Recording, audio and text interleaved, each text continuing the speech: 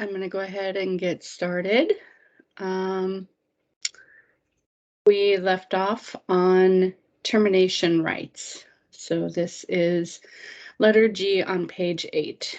Number 1, statutory and other disclosures. If any disclosure specified in paragraphs 11A, B, or C, or subsequent or amended disclosure to those just specified, is delivered to the buyer after the offer is signed, buyer shall have the right to terminate this agreement within 3 days after delivery in person or 5 days after delivery by deposit in the mail, or by an electronic record or email satisfying the Uniform Electronic Transactions Act, UETA, by giving written notice of rescission to seller or seller's authorized agent.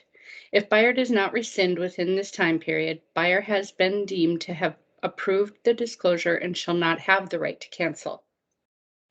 Okay, so again, 3 days after delivery in person or 5 days after the delivery by deposit in the mail or an electronic record or email satisfying.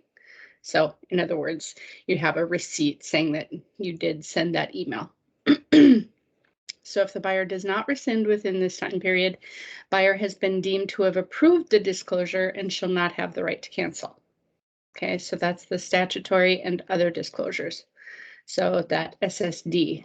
Other disclosures might be local, area specific disclosures, like we talked about with prisons or airspace, airports, properties within a certain radius of an airport. There is a loud noise disclosure that we have.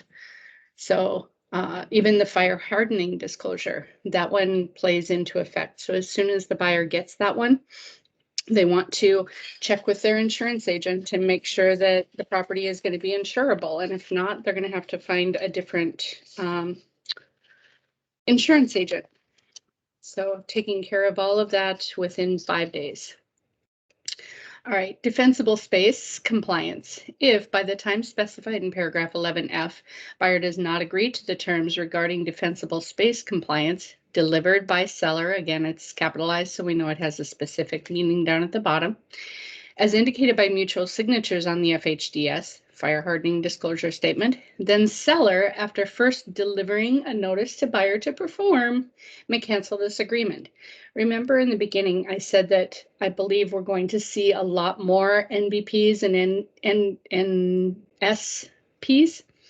This is just one more reason why. These documents are, time sensitive. If you are a good, proactive selling agent, listing agent, you're going to make sure that these documents are to the buyer and that the buyer accepts them and goes ahead and removes those contingencies. Okay. Withholding taxes. Buyer and seller hereby instruct the escrow holder to withhold the applicable required amounts to comply with federal and California withholding laws and forward such amounts to the IRS and the Franchise Tax Board, respectively.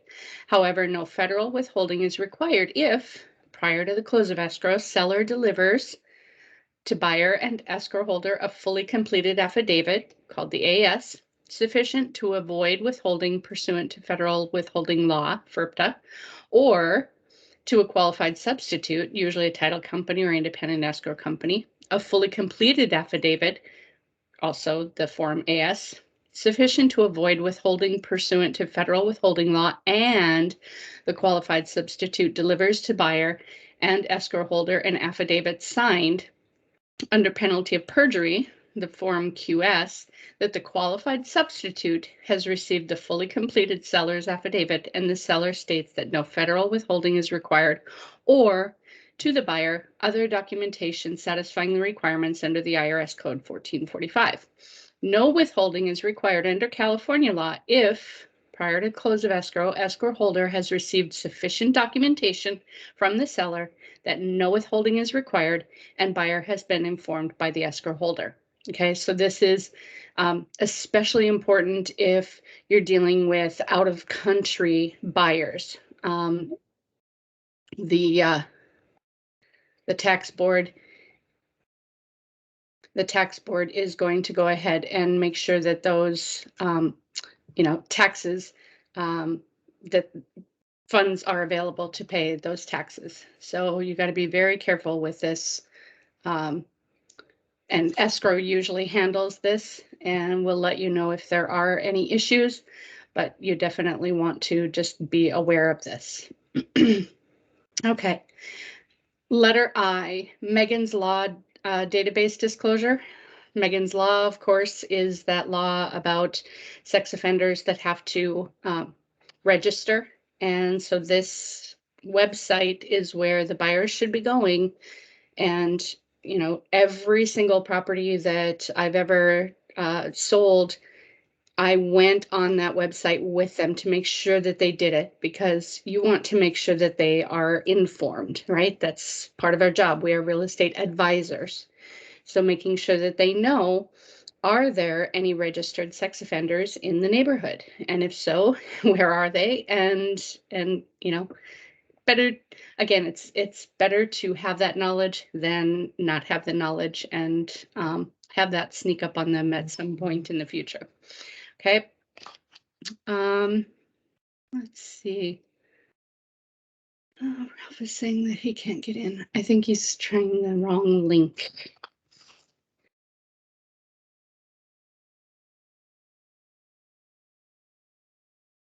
Oops. It's the morning link, not afternoon. Okay.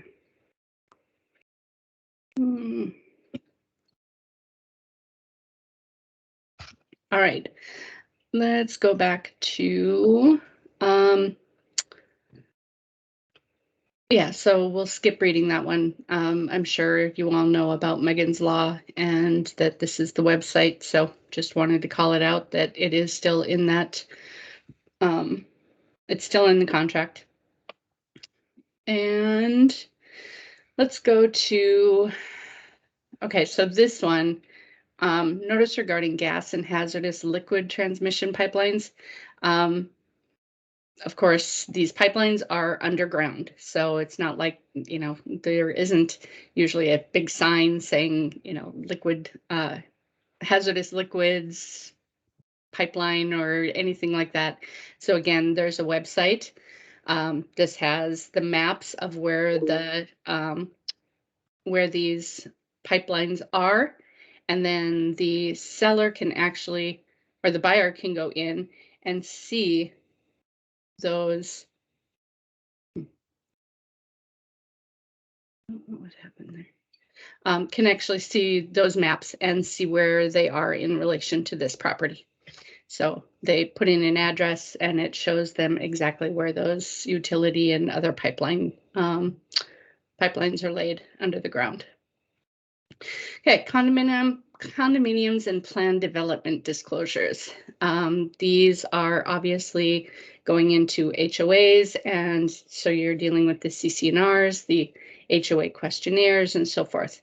So seller shall, within the time specified in paragraph 3 and 1, disclose to buyer whether the property is a condominium or is located in a planned development, other common interest development, or otherwise subject to covenants, conditions, and restrictions, CC&Rs. Covenants, conditions, and restrictions. And this is Form SPQ or the ESD. I'm much more familiar with the SPQ. I've had a couple of transactions throughout the years that use the ESD, but it's usually the SPQ where it's called out that the property is in a planned development or an HOA. Okay, number 2, if the property is a condominium or is located in a planned development, the seller shall order from and pay any required fee for the following items from the HOA. Copies of any documents required by law, so the HOA-RS, disclosure of any pending or anticipated claim or litigation by or against the HOA, a statement containing the location and number of designed parking and storage spaces, copies of the most recent 12 months of the minutes for the regular and special meetings, the names and contact info of all HOA governing the property, pet restrictions, and smoking restrictions. The seller shall itemize and deliver to buyer all CI disclosures received from the HOA and any CI disclosures in the seller's possession. Seller shall, as directed by escrow holder, deposit funds into escrow or direct to HOA or management company to pay for any of the above. Okay, so that is very clear cut. The seller is to pay it, the seller is to have those documents. And again, the seller only has 5 days to get, or 7 days to get that information to the buyer.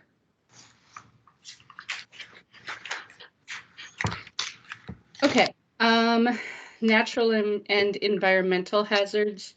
This again is the NHD report. The earthquake guide, of course, they have to sign that little receipt on the back of the earthquake guide, that little booklet, stating that you have informed them that they live in an earthquake zone. Hello, welcome to California. Let's see, fully complete and deliver the residential earthquake risk disclosure statement, even if exempt from the obligation to provide an NHD. Again, this would be in the case of a bank owned, or it could even be possibly in a probate where the owner of the property has died and no one has material information about the property. They've never been there. It might be, you know, grandma's house and the grandkids haven't been there for years and years, and so they aren't. They're now exempt from TDS and other documentation that would talk about specifics to the property. So, so the places, let's see, where can we start? Even if exempt from the obligation to provide an NHD, disclose if the property is located in a special flood hazard area, potential flooding inundation area. So maybe liquefaction, you know, it's got soils that don't absorb rainwater or water as well as other soils. And so it's a special flood hazard area. Very high fire hazard zone. Of course, that's where we are going to see that high fire fire hardening disclosure statement, and state fire responsibility area, earthquake fault zones, seismic hazard zones, and disclose any other zone as required by law, and provide any other information required for those zones. Known material facts, seller shall within the time specified disclose known material facts and defects. So again, I love getting that question from sellers. You know, do I need to disclose? What's the answer? Yes. Yes. Yes, disclose. If you have to ask the question, disclose it. Much better to give them all of that information and to have them sign off on it than to withhold it and have them come back and say, you know, you never told me about this. So disclose, disclose, disclose. This also includes any insurance claims. 5 years is the statute of limitations on past insurance claims. So if there was a broken pipe in the master bathroom and that initiated an insurance claim, if that happened in the past 5 years, seller needs to disclose that to the buyer. And if they don't, again, they could be in a lot of trouble. Okay, let's go into number 12, top of page 9. Sorry, I'm going to sneeze.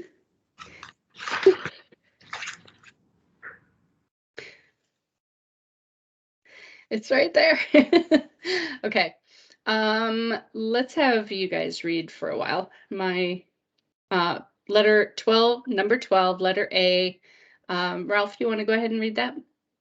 Buyer shall, within the time specified in paragraph 3L3, have the right, at buyer's expense unless otherwise agreed, to conduct inspections, investigations, tests, surveys, and other studies.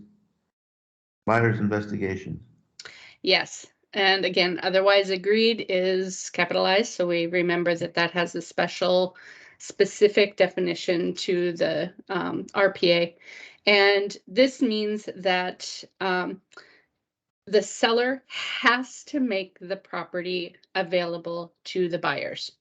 And it's for any inspection, investigation, test, survey, or other studies. If they want to have an interior designer come in, the seller has to make the property available for them.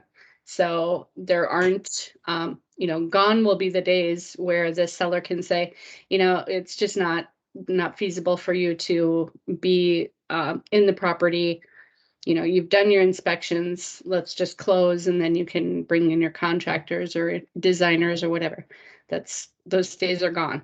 They have to make the property available to the buyers, obviously with reasonable warning. And it can't be, you don't want to say midnight on Saturday night. We want to come in, my interior designer is going to come.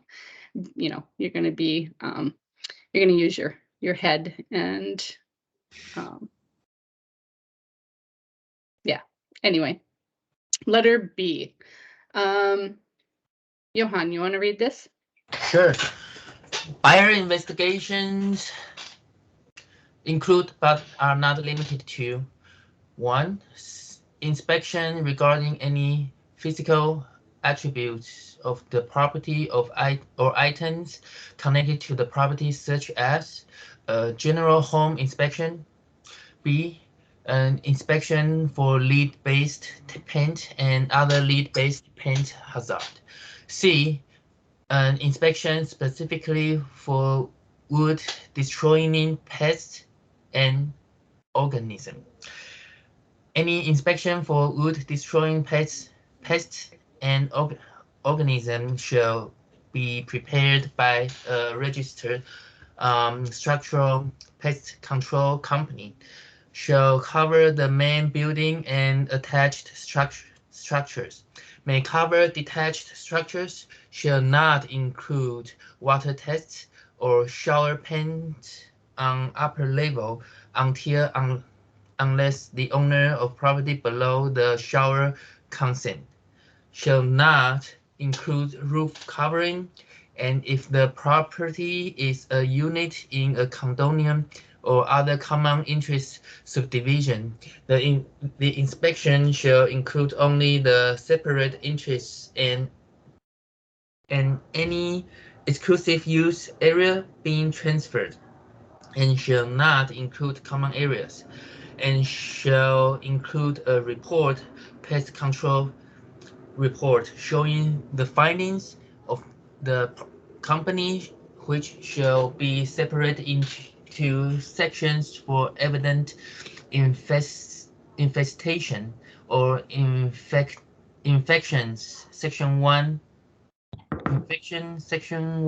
and for conditions like to lead to infestation or infections, section 2.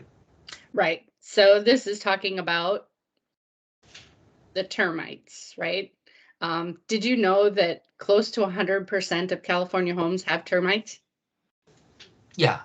Yeah, they're made of wood, so yeah, of course those little buggers are going to be all over the place. The issue is it, is the infestation or the infection so bad that the place has to be tented, or does it need some localized remediation? And so this report, the pest addendum, pest inspection and addendum, is broken up into 2 sections. Section 1 is there is active infestation and it needs to be remediated. And so that is usually traditionally paid for by the seller. And then section 2 is letting us know that the conditions exist for future infestations or infections. And so any remediation that would be done for that is usually paid for by the buyer. However, obviously, that is completely up for negotiation and can be written into the contract accordingly. Oh, you mean section 1 is paid for by the seller? Usually, yes, because it's active, it's going on right now. So the seller, Typically. Now, obviously, in the market that we're in, it's a seller's market, and so you might not be asking for that, but typically, yes, because it's actively affecting the property, the Mhm. seller would pay for the Section 1, buyer would usually pay for Section 2 because it's going to affect the future of the property. Okay, I see. I have a question. So Yeah. for condo, the structural termite damage should be paid by the HOA? I mean, not paid by HOA, but like the HOA has the Remediated, obligation. remediated by the HOA. Mhm. Yeah, and that's why it's actually called out in here now, where if it is in a condominium situation, they aren't going to check certain areas unless they have the neighbor's approval. Like it talks about on an upper level, they aren't going to test the shower pan and under the shower pan unless they have the approval of the owner under them, because of Mhm. course they're going to have to be in that space. So if if for some reason your termite inspection would happen to go into the walls of, surrounding units, or maybe it's an outside wall, then yeah, that's something that would have to be negotiated with the HOA. But typically, termite inspectors know they don't want to open that can of worms, so it shall not include common areas. Okay, so it's still necessary if my buyer is going to have to buy a condo, they still need to do the termite report. Oh yes, they're definitely still going to have an inspection on their unit. And again, the inspector isn't going to have they're not going to look into common areas. They're only going to look at the unit. I see. And if it's a new construction property, any termite damage, would that count into the structural warranty for the builder? I think it depends on the builder and their contract. Okay. I wouldn't assume that. I would definitely check in and verify that with the builder. A great question, though. Way to be proactive. Okay, so letter D, any other specific inspections of the physical condition of the land and improvements? So this might be mold, a mold inspection. You get the disclosures from the seller. Seller said that there was an insurance claim because the tub in the master bedroom overflowed and flooded the place. And now your buyer is very concerned that there might be mold in the walls or whatever. And so they want to have a mold inspection. Or asbestos. This one came up a few weeks back. The property had asbestos, in the popcorn ceilings. And as long as it's undisturbed, asbestos is not dangerous. It's when it's disturbed, when it gets, scraped off or it starts peeling off. That's when asbestos is now an active infectious entity that needs to be dealt with. And it is a long process, especially with COVID. It took us, I want to say, 3.5 weeks before we could actually get an inspector out there to check the damage and to tell us what needed to happen for remediation. So there went the contingency period. We had to extend that out. There went, close of escrow. It was 3.5 weeks before the inspection got done. A couple more days for the report, and then the remediation took, I think it was like 3 weeks longer. So that can really affect the close of escrow and the move dates and all that kind of thing. So again, it's something to be very proactive about. If there's any question about asbestos, or if you're going to have a roof certification done or mold inspection done, get those done as soon as possible, because they're going to affect the closing dates and your contingency removal periods.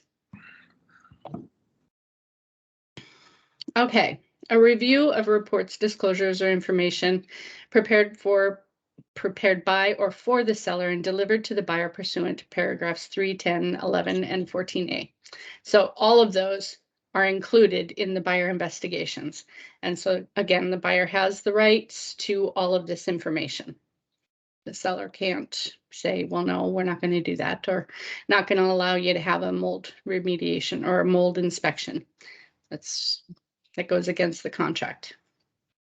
And all right right. now, it's Yeah. 15 days, right? The What's contingency. that? Right now, the contingency period is 15 days. 17. Or 17. Okay. Yep. 17 days. Or if they're supposed to remove all contingencies within 17 days, but they're supposed to have all disclosures and reports and all that stuff within 7 days. And the buyer has to have a minimum of 5 days after that to inspect certain documents like the title report, preliminary title report, the NHD, and other disclosures. So if they don't get those documents until day 7, the contract states that they have 5 days to review those documents. So again, a proactive buyer's agent might, after 3 days, 4 days, serve a notice to seller to perform. Hey, we need those disclosures. We need these reports because my buyer needs 3 days or has 5 days to review these. And, we're going to be outside of the parameters of the contract if we don't have these documents and have all these reviews done within 7 days.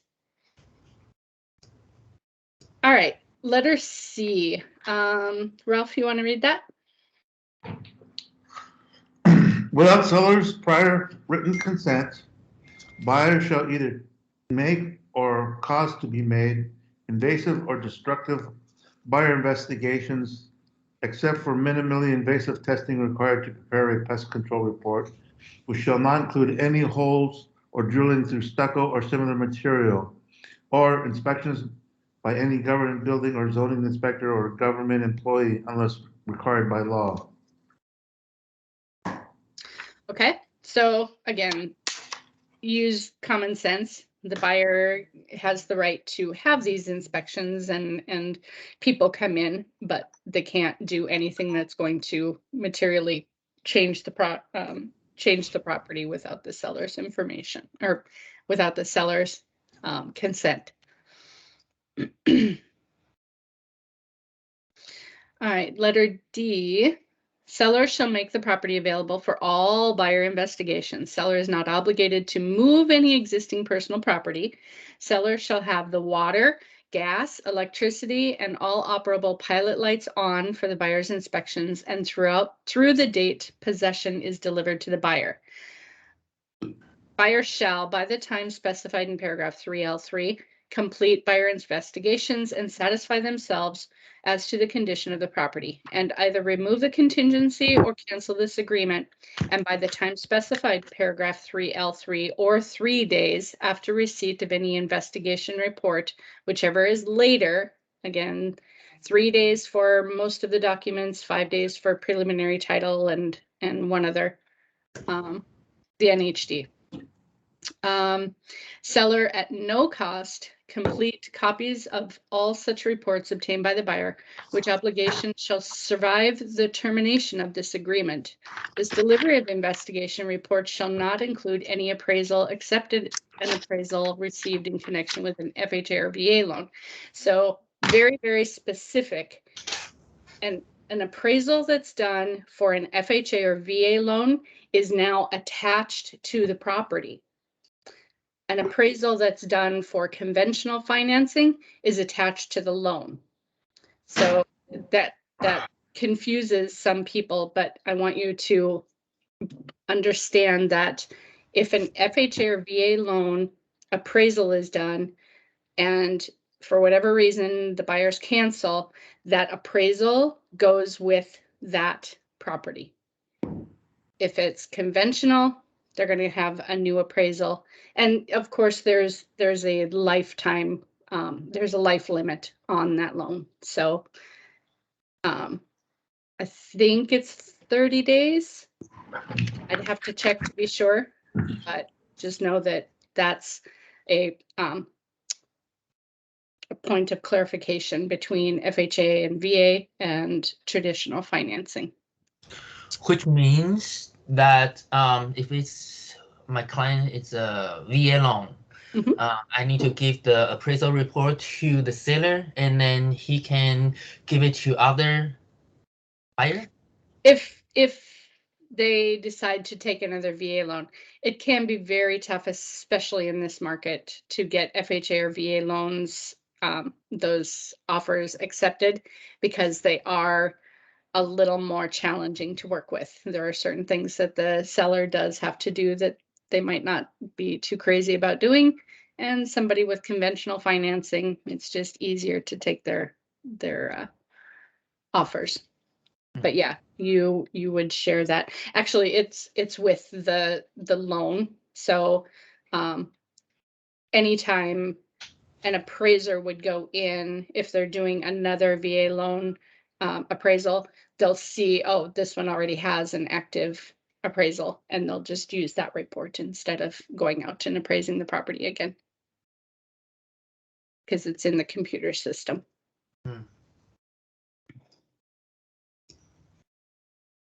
All right. Letter E. Ralph, you want to read that? Oh. He's got himself muted. He must be on the phone. All right. Johan, you want to read that one? Mm-hmm. Sorry Buyer. about putting it on mute. Okay. All Buyer right, indemnity and seller protection for entry upon the property.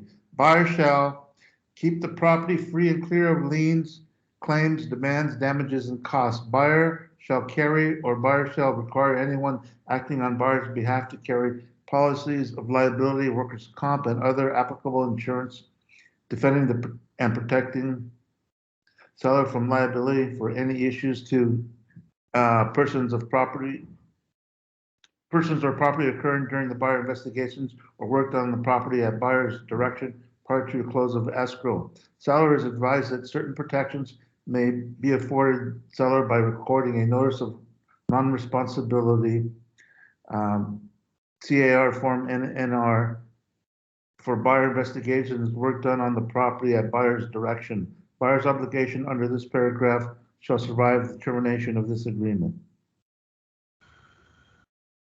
Okay. So buyer shall basically the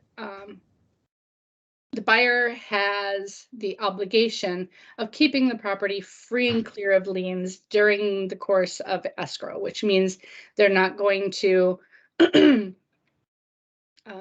enter into a contract with a contractor that could then turn around and put a mechanics lien, because, and this has actually changed also. It used to be that as soon as you would sign a contract with, say, a general contractor, they would put a mechanics lien against the property to ensure that they get paid for the work that they do. Those laws have now changed. I'm not 100% up on it anymore because I don't have my construction company anymore, but I know that that used to be the way that things were done. So the buyer is going to keep the property free and clear of liens, repair all damage arising from their investigation. So if they do decide to do a mold inspection, any invasion into wall space or whatever, they have to make sure that it's repaired to the previous condition. Okay, and they're going to hold the seller harmless from all resulting liability, claims, demands, damages, and costs. And what else was it that I wanted to call out? Buyer investigations and work done on the property at buyer's direction. Buyer applications under this paragraph shall survive the termination of this agreement.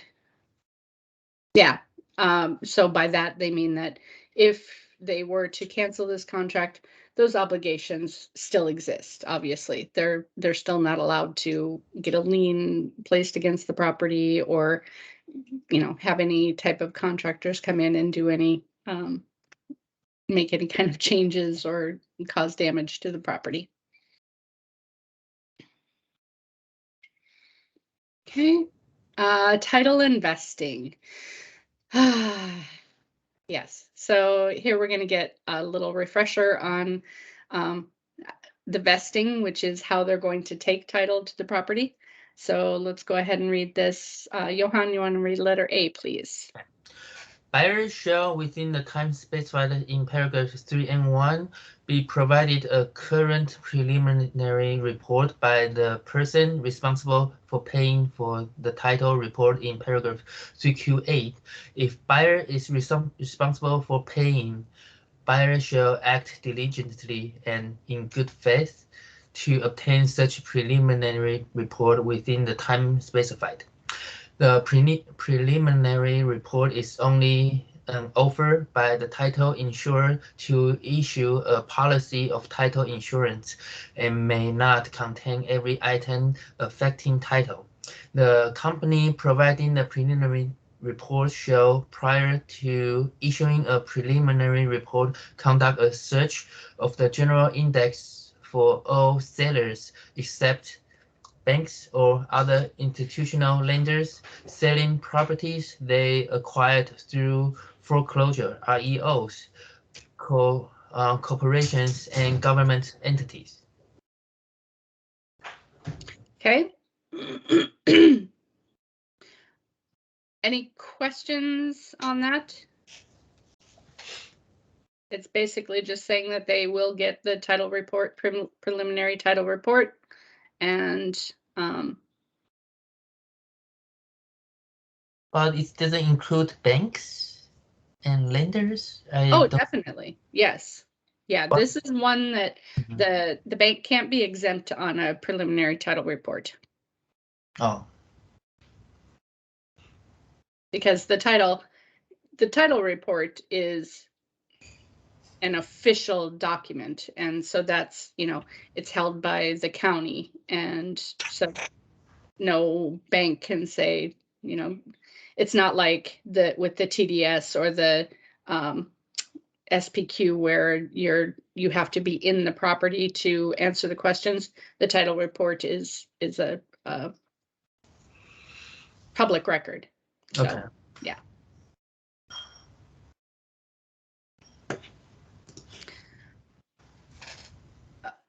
Okay, let's see. Okay, conduct a search of the general index for all sellers except banks or other institutional lenders selling properties they acquired through foreclosures. Okay. Oh, good catch. So this does say that the banks would be exempt from a preliminary title report. They won't be exempt from having a title policy, title insurance, but apparently they are exempt, or can be potentially exempt, from giving a preliminary title report for foreclosures. Interesting. Means we don't need to give them the prelim report? It means that there potentially won't be a preliminary title report available. Oh. Yeah. So if there is, then obviously, yes, the buyer has the right to it. But this is saying that the company providing the preliminary title report, so you call up Gene and he does the preliminary title report, prior to the company providing the preliminary report shall, prior to issuing a report, conduct a search of the general index for all sellers except banks or other institutional lenders selling properties they acquired through foreclosures. Okay, so this is talking about a very specific thing that the title company has to do and that's this search of the general index for all sellers. So the preliminary title the title company that's going to do this report automatically does this search for the general index for all sellers, except if it is a bank or institutional lender selling the property through foreclosure, corporations, and government entities. Okay, so that one is a little confusing.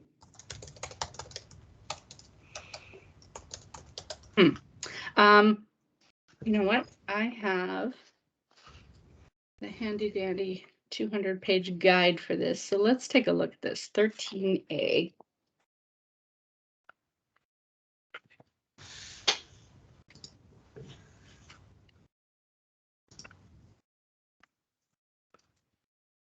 Okay, 13A.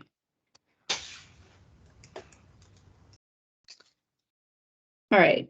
The buyer has a specified amount of time to review the preliminary title report and give the seller a written notice to take corrective action. The title company should search not just the property but the general index to determine if any liens affect the seller. The search of any general index should occur prior to issuing the preliminary title report. Getting the information upfront in the transaction helps the buyer decide whether to continue with the transaction before incurring excess cost and expenses.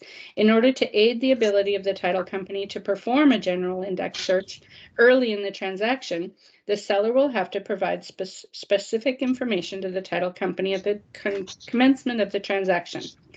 The required information is contained in a document called a Statement of Information, the SI. A general index search will not be performed on all sellers, however, particularly those who are selling property they acquired through foreclosure in corporations and government entities. The preliminary title report may not contain all items affecting title and is only an inducement to purchase a title insurance policy.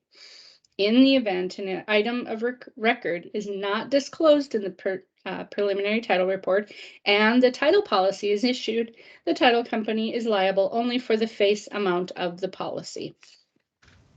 So that clarifies it a bit.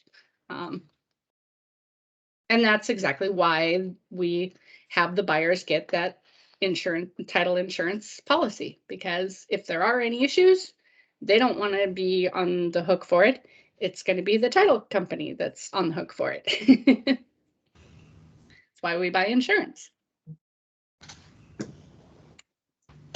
Does that make sense? Did that help clarify it? Yes. So what does the title insurance do? Like, if something happened, they will buy back the whole property or something? Usually not. The title insurance is an insurance policy that the buyer has or takes out that states that when they close escrow, title is free and clear. There are no liens against the property. Anything that did exist has been taken care of. If there were discrepancies, like I talked about with 3 sellers or 3 entities on title, but only 2 know that they are and are selling the property, any issues like that are taken care of. That's what that title policy is for. When the buyer takes possession of the property and title changes hands, then they know that they have a free and clear title. And that's what the insurance policy is for. Okay, so it's not really like insurance. It's just something the title company, it's their job. It's very, very important, because if your buyer pays $700,000 for this house, they're expecting free and clear title. They're expecting, other than the grant deed, of course, they are expecting to be able to, have a contractor place a lien against the property and all those types of things. But if they don't have clear title, that could be an issue because there's obviously some other entity that has made a claim on the property. And they would never have the ability to sell the property without clearing up whatever that problem is on title. whatever is causing a cloud on the title. That's what it's called. So it's very, very important. Probably more important than a home warranty, because it affects the saleability, the resaleability of the property. It affects them being able to have work done on the property. Make sense? Yeah. Okay. So letter B, right? Yeah. Title is taken in its present conditions, subject to all encumbrances, easements, covenants, conditions, restrictions, rights, and other matters, whether of record or not, as of the date of acceptance, except for monetary liens of record, unless the buyer is assuming those obligations or taking the property subject to those obligations, and those matters which seller has agreed to remove in writing. For any lien or matter not being transferred upon sale, seller will take necessary action to deliver title free and clear of such lien or matter. So if there were a mechanic's lien against the property, and say the seller is distressed, right? There really isn't a lot of equity in the property and they can't afford to keep the property, so they're selling it. The buyer might take on that lien and say that they're going to pay that off. So that's a special condition of the title report, and escrow would help the buyers handle that procedure through escrow.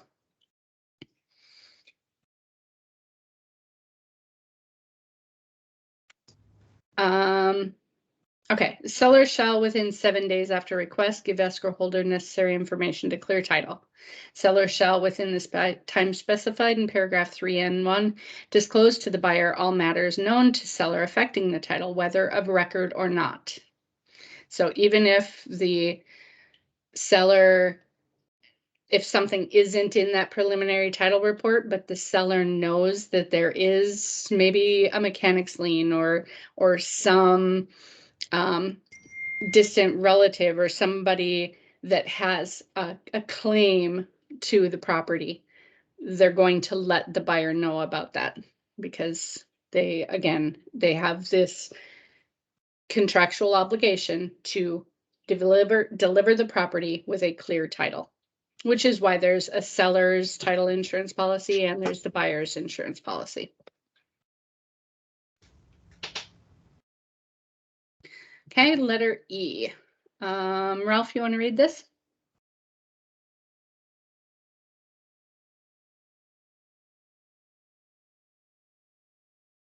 Okay, Johan, you want to go ahead? If buyer is a Sorry legal about that, I had to mute. It's okay. Johan, just continue on. Okay. If buyer is a legal entity and the property purchase price is at least $300,000 and the purchase price is made without a bank loan or similar form of external financing, geographic targeting order (GTO) issued by the Financial Crime Enforcement Network, U.S. Department of the Treasury, requires title company to collect and report certain information about the buyer. Depending on where the property is located, buyer agrees to cooperate with the company's effort to comply with the GTO. Yes. So what exactly is this talking about? What is a geographic targeting order? It's going after, just checking for money laundering and. Exactly. Yes. Yep. So anybody buying a property for all cash, a GTO, any property over 300,000 that is being purchased without a loan, so they're paying cash, it automatically triggers a GTO. They want to know, where did this money come from? Does that make sense? Yeah. Okay. I just saw the news about this today. Oh, okay. Yeah, it's What like did it say? it will be national policy. They says there are like 2 billion money those money laundry like in the US through the real estate market first. Wow. Yeah, it's crazy. Yeah. And so, the government is very, very proactive with trying to make sure that every transaction that is happening, they're buying this real estate in California specifically, because of course that's where we are, but nationwide, they're making sure that the money has been legally obtained. It's not drug cartel money or some crazy thing. Okay, letter F, Ralph. Buyer shall, after close of escrow, receive a recorded grant deed or any other conveyance document required to convey title for interest in the real property, including, For example, for stock cooperative or tenancy in common respectively, an assignment of stock certificate or assignment of seller's interest in the real property, including oil, mineral, and water rights, if currently owned by seller. Title shall invest as designated in buyer's vesting instructions. The recording document shall contain buyer's post-closing mailing address to enable buyer's receipt of the recorded conveyance document from the county recorder. The manner of taking title may have significant legal and tax consequences. Consult an appropriate professional. yes, in capital letters. How they take title. Are they taking it as joint tenants in common? Are they taking it as a separate entity, a husband and wife, but he's only taking title to the property? That has legal and also tax consequences. So you want to advise them to, talk to an attorney, talk to a CPA, and make sure that how they're planning to take title of a property is the best option for them. Okay, letter G. Buyer shall receive an ALTA, CLTA, homeowner's policy of title insurance, or equivalent policy of title insurance, if applicable to the type of property and buyer. Escrow holder shall request this policy. If an ALTA, CLTA, homeowner's policy of title insurance is not offered, buyer shall receive a CLTA, standard coverage policy, unless buyer has chosen another policy and instructed escrow holder in writing of the policy chosen and agreed to pay any increase in cost. Buyer should consult with the title company about the availability and difference in coverage and cost, if any, between an ALTA, CLTA homeowners policy and a CLTA standard coverage policy and other title policies and endorsements. Buyer should receive notice from the title company on its preliminary title report of the type of coverage offered. If buyer is not notified on the preliminary title report or is not satisfied with the policy offered, and buyer nonetheless removes the contingency for review of the preliminary title report, buyer will receive the policy as specified in this paragraph. Okay, so this is just basically saying that the buyer has the right to either have a specific title insurance policy or they take the CLTA standard coverage policy. But they have to have some type of title insurance. And again, I've had buyers ask, well, I don't really need that, do I?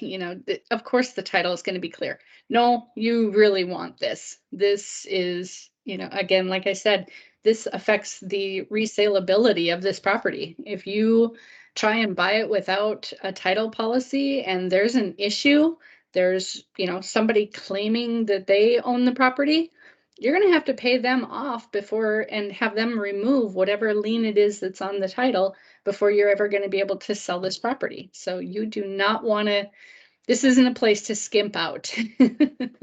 Spend the money, get the title policy. All right, page 10. Woohoo! This is, again, bolded and capitalized letters, so really, really important. The time periods, removal of contingencies, cancellation rights. The following time periods may only be extended, altered, modified, or changed by mutual written agreement. Any removal of contingencies or cancellation under this paragraph by either the buyer or seller must be exercised in good faith and in writing. So form CR or CC, that we use the CR, contingency removal form. Okay, seller's delivery of documents. Johan, you want to read that? Seller shall, within the time specified in paragraph 3 and 1, deliver to buyer all reports, disclosures, and information report, for which seller is responsible as specified in paragraph 9b, 6, 10, 11a, 11b, 11c, d, h, k, l, and 13a, d, 12, 28. Yes. So any of those documents mentioned in any of those paragraphs are all due to the buyer immediately. Buyer review of documents, repair requests, contingency removal, or cancellation. Ralph, you want to read number 1? Buyer has the time specified in paragraph 3 to 1, perform buyer investigations, review all disclosures, reports, lease documents to be assumed by buyer pursuant to paragraph 9b6 and other applicable information which buyer receives from seller, and approve all matters affecting the property, and to deliver to seller signed copies of statutory and other disclosures delivered by seller in accordance with paragraph 11. Okay.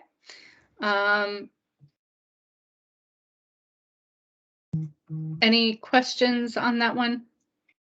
Basically, it's saying buyer's going to get everything, sign and say that, yes, they've received it and they approve it, send it back to the seller. And that, of course, leads to the contingency removal being on time.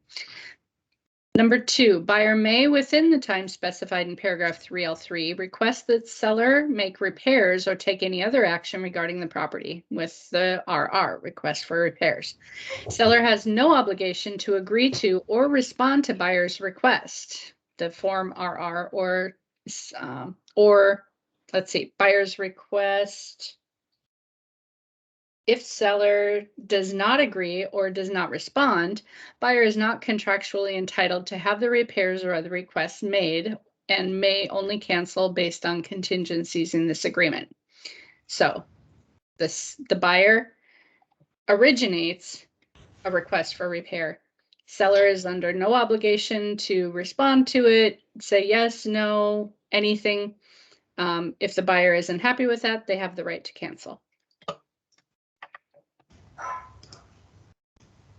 Okay, number 3, buyer shall, by the end of the time specified in paragraph 3L, or as otherwise agreed, again, special definition, deliver to seller a removal of the applicable contingency or cancellation of this agreement with the CR cancellation form. However, if any report, disclosure, or information which seller is responsible other than those in paragraphs 11A or B is not delivered within the time specified in paragraph 3 and 1, then buyer has 5 days after delivery of any such items or the time specified in paragraph 3L, whichever is later, to deliver to seller a removal of the applicable contingency or cancellation of this agreement. If delivery of any report occurs after a contractual contingency pertaining to that report has already been waived or removed, the delivery of the report does not revive the contingency, but there may be a right to terminate for a subsequent or amended disclosure under paragraph 11G. Okay, let that sink in for a minute. So the buyer has 5 days after delivery,